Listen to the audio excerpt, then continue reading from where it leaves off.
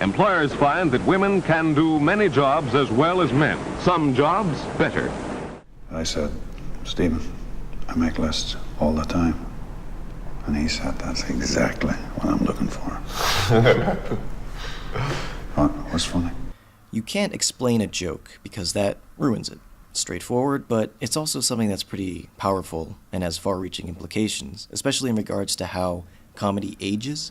Even if I don't agree with it, I understand the temptation to think we're not moving in a direction as a society. Things are lost, but there could be ways to hold on to what the outdated parts of ourselves appreciate. Crazy Ex-Girlfriend was the show I've been waiting for now for a long time. It answers a startling number of conceptual problems I've had with society and progress, gaps in how things will click together in the near future. And one such problem I'd like to talk about here is at the heart of the show, and hopefully, in all of our hearts, comedy. Now, comedy was never supposed to be a problem, but something happened in the mid to late 2000s. Something changed.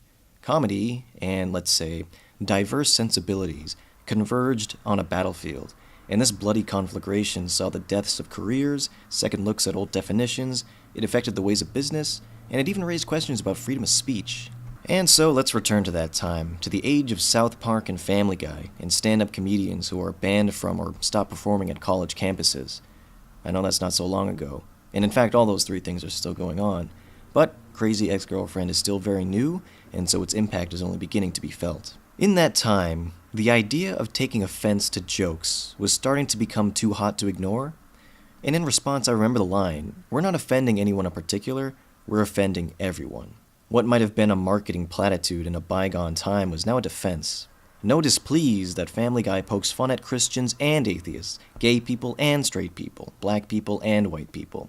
You and me. While that may beg the question, why not just offend nobody, offensive comedy is a reasonable shorthand for freedom of speech because it's testing its integrity, pushing the envelope. However, I believe this is flawed logic, and it comes from an invisible evil many of us have to face at some point within our lifetimes, that our offhand definition of society, our evaluation of who counts, is limited. We're offending everyone ignores at least two things: implicit bias and the uniformity of minds doing the offending, people who might have a different definition than the offended party. Not all jokes are equal. That would defeat comedy. And with Family Guy in particular, yeah, they poke fun at everybody, but the show does have this disproportionate streak of sexism running throughout. It's true that women work on the show and write those jokes, but those images and ideas are brought into being, and that's not nothing. The question of who put the piss in a swimming pool doesn't alter the fact it's there. And what's more, all the writers exist in a cultural context where such things are acceptable and laudable. This was a time when we discovered that the world of comedy, like so many spaces, was exclusive, and we could invent all manner of reason to keep it that way, because status quo was the easy one to back. I mean, just open up Twitter right now and see the process in real time for whatever's in need of change. In 2011, people flipped out over the movie Bridesmaids, because the prevailing wisdom, surviving even to the day, is that women are not funny.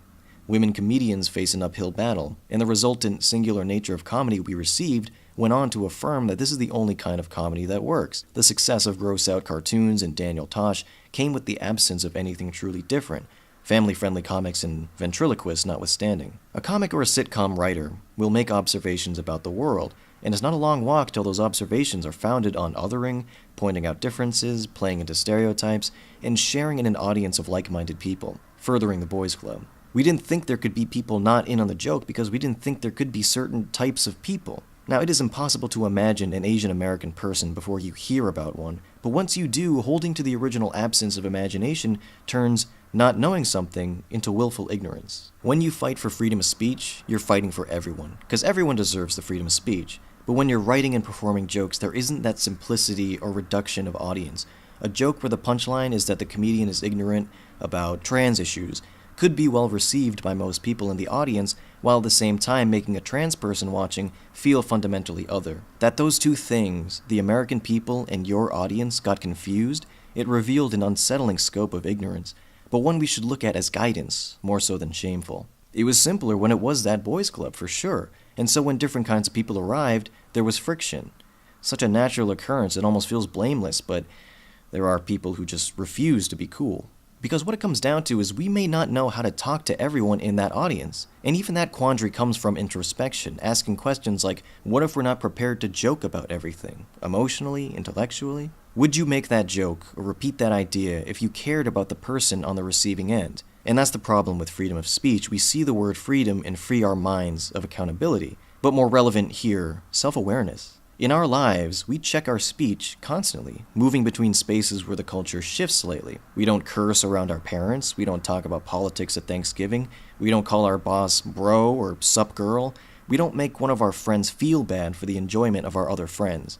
And we think about those decisions we make as our call. I get that it's hard to imagine abstract strangers in the audience as friends. We're not trained to think that way. So that's where a show like Crazy Ex-Girlfriend comes in, and why it's exciting by itself, but also as part of an evolution on TV. If exclusionary humor was the defining trait of a prior era, then inclusion is a theme being pursued by a next stage. Shows like Jane the Virgin, Steven Universe, Insecure, which are at once dispatches from individual pockets of the world we never paid attention to, but also seem to explore diversity in culture as a matter of course. It's like you didn't even have to do that, but they just do. Now this is interesting because isn't this PC culture the antithesis of humor?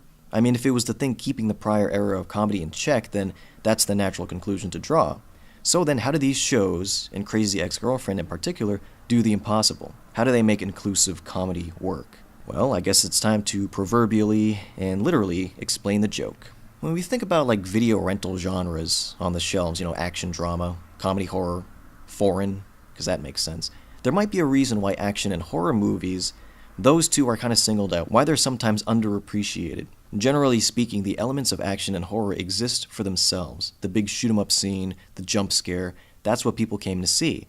But the action and horror movies that quote-unquote transcend their genres, they approach those elements as storytelling tools. And that's what Crazy Ex-Girlfriend does, but as a comedy. Its humor is often facility and expression. It exists for a purpose beyond simply making you laugh. And making you laugh is a hell of a thing. It's very powerful. And so that power can be tapped into. This is a story about inclusion, and the humor comes organically from the storytelling. The two are inextricable. So for example, humanization can come through pratfalls. Rebecca's brand of crazy is as absurd as it is relatable. She tries really hard to accomplish everything, and she has to keep this double identity. She's always rushing around. And I think there's also some playing into what's kind of taboo in culture, for just us individually personally, which is to say the things that make Rebecca look dorky or strange. I ate an old french fry off the floor of my car. 3.1415926. And we're eating a mac and cheese sandwich. I really think it could be the new John Jacob Jingleheimer Schmidt. In a platonic way. What this does is normalize rather than exoticize this strangeness, because Rebecca continues to not only be a functional adult, in that, these things aren't what causes her dysfunction, but also completely acceptable in, let's say, more traditional ways, as an always viable romantic lead, for example, no matter the old-timey voice. And right now, I am outraged. Because she works out, in whatever regard this is, she takes all of her weirdness over that normalization threshold, if we want to call it that. And this normalization is so crucial because, in large part, the show is about mental illness. I mean, we were all worried going in that a show called Crazy Ex-Girlfriend wouldn't be real about it, that it would encourage us to laugh at someone with mental illness, but it instead encourages us to partake in a criticism of shared behaviors. This comes from the design of the experience, which is at once high-level storytelling and unmistakably humanitarian. Just as a side note though, since this comes up all the time, I really do like the title of the show. I mean, I personally just can't 100% pronounce it. I always get caught up in I think it's like the transition from E to X or something. But just, to set the record straight, because it gets a lot of flack. Understandably so, but ultimately, it's not even that there's just nothing else you'd call it. It's a good title. So in this case, sometimes it's a matter of characterization, that Greg breaks into this really, self-aggrandizing song that's funny because self-centeredness is funny, but this song is really about insecurity. Hooking into psychological reality and trauma, depression, and Jewish heritage to find humor that isn't offensive is Herculean. And so there's also that matter of tone, and Crazy Ex-Girlfriend can be an emotional bruiser, but is never deliberately mean-spirited. I have seen Rachel Bloom take some heat on Twitter, literally just one Twitter tweet, about something in the math of love triangles. I would guess the line about her learning disability. But all a creator like Rachel Bloom would have to do in response is learn from that new perspective, which isn't disqualified simply for being individual. At the very least, it's entered into a conversation, and maybe it's disqualified after a discussion, but honestly, it doesn't take much to consider it. So other than that, when characters look bad, they're usually on their way to recovery or redemption. When we laugh at an overly excited Rebecca or a Steven, maybe it's because they're being so adorably nerdy. Blink if this means you love me. He loves me! That's so different. It makes me want there to be this greater movement toward sensitivity, even if it's just my imagination, because we don't have to laugh at people for being different or for hurting themselves. Other things can be funny too. Again, though, Crazy Ex-Girlfriend is very much a story about inclusion. So what about for the rest of comedy, or for a story that isn't necessarily, or rather outwardly, political? Because as always, everything is political, even the network sitcoms that are not designed to be consumed but merely to exist. What about for those things? And what about for all of us? Well, comedy as storytelling is one thing, and another thing is something I hold near and dear, and it's something called political correctness. That was not a throwaway note earlier. To me, the push against the concept of political correctness is mounted on the grounds that we share in the best possible culture at this moment in time, forgetting even that we also thought that 100 years ago, and 50 years ago, and 7 years ago, when I used to say things like, what are you, retarded? This video game is gay. And now I don't say those things anymore. That process of reducing my vocabulary wasn't effortless, but for whatever cost it incurred, it was greatly outweighed by the value, because it's a value decided by other people, by people whose pain I will never fully know. Okay, but at that point we think, when does it stop? Where do I draw the line? Well, I don't. They do.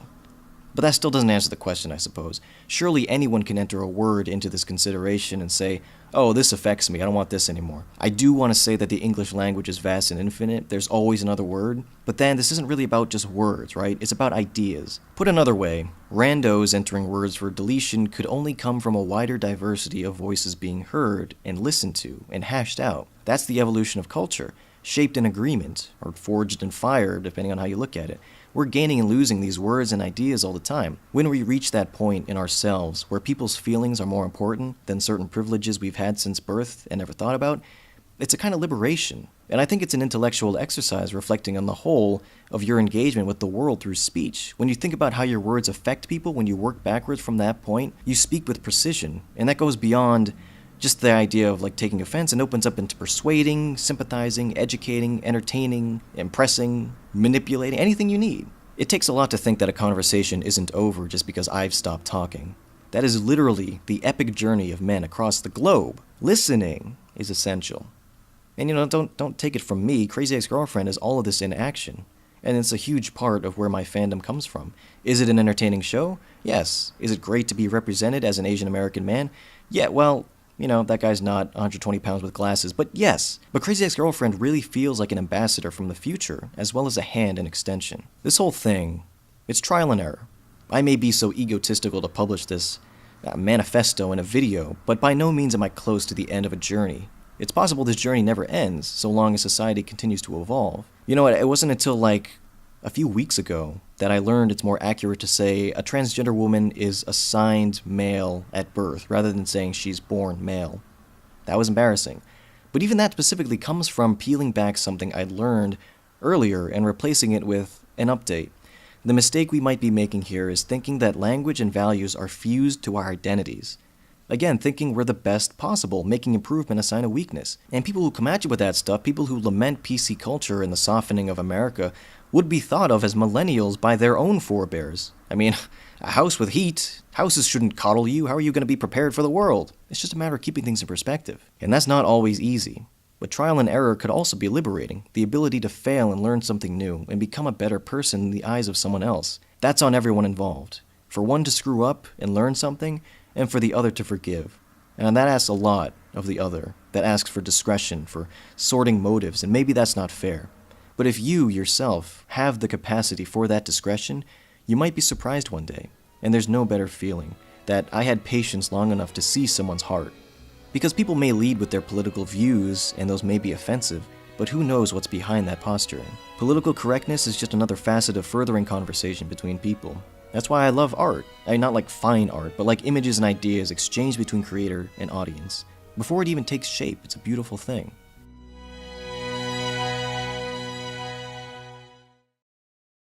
The government's policy is that women should get the same pay that men get for similar work. No displeased that Family Guy pokes fun at Christians and atheists, gay people and straight people, black people and white people. You and me. While that may beg the question, why not just offend nobody, offensive comedy is a reasonable shorthand for freedom of speech because it's testing its integrity, pushing the envelope. However, I believe this is flawed logic, and it comes from an invisible evil many of us have to face at some point within our lifetimes, that our offhand definition of society, our evaluation, in all of our hearts, comedy. Now, comedy was never supposed to be a problem, but something happened in the mid to late 2000s. Something changed. Comedy, and let's say, diverse sensibilities, converged on a battlefield, and this bloody conflagration saw the deaths of careers, second looks at old definitions, it affected the ways of business, and it even raised questions about freedom of speech. And so let's return to that time, to the age of South Park and Family Guy, and stand-up. Even if I don't agree with it, I understand the temptation to think we're not moving in a direction as a society. Things are lost, but there could be ways to hold on to what the outdated parts of ourselves appreciate. Crazy Ex-Girlfriend was the show I've been waiting for now for a long time. It answers a startling number of conceptual problems I've had with society and progress, gaps in how things will click together in the near future, and one such problem I'd like to talk about here is at the heart of the show, and hopefully... Employers find that women can do many jobs as well as men, some jobs better. I said, Stephen, I make lists all the time. And he said, that's exactly what I'm looking for. What's funny? You can't explain a joke because that ruins it. Straightforward, but it's also something that's pretty powerful and has far-reaching implications, especially in regards to how comedy ages. Comedians who are banned from or stop performing at college campuses. I know that's not so long ago, and in fact all those three things are still going on, but Crazy Ex-Girlfriend is still very new, and so its impact is only beginning to be felt. In that time, the idea of taking offense to jokes was starting to become too hot to ignore, and in response I remember the line, "We're not offending anyone in particular, we're offending everyone." What might have been a marketing platitude in a bygone time was now a defense.